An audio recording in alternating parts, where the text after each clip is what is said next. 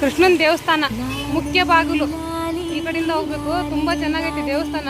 ಶಶಿ ಮಾರಿಕಾಂಬ ದೇವಸ್ಥಾನ ಪಕ್ಕದಲ್ಲೇ ಇರೋದು. ಮಿಸ್ ಮಾಡ್ಕೋಬೇಡಿ, ಖಂಡಿತ ಬಂದು ನೋಡ್ಕೊಂಡು ಹೋಗಿ.